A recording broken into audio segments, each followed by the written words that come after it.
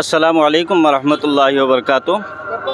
আজ আমাদের আপনারা প্রত্যেকে নিশ্চয় অবগত আছেন, আজ 12ই রবিউল আউয়াল, আমাদের হৃদয়ের স্পন্দন নূর নবীজি হযরত মুহাম্মদ সাল্লাল্লাহু আলাইহি ওয়াসাল্লামের জন্মদিন।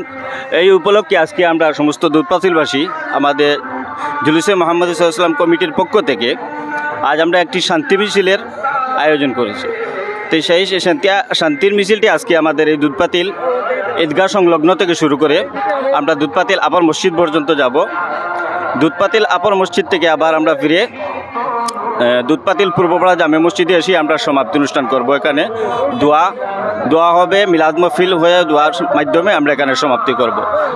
তাই এখানে আমরা সমস্ত দুধপাতিলবাসী আজকে নবীজি সাল্লাল্লাহু আলাইহি ওয়াসাল্লামের খুশির আগমনে আমরা একত্রিত হয়ে এখান থেকে আমরা শান্তির বার্তা দেওয়ার জন্য শান্তি মিছিল নিয়ে আমরা আজকে এখান থেকে বের হয়েছি। এটাই আমাদের কথা। আসসালামু আলাইকুম রহমতুল্লাহ।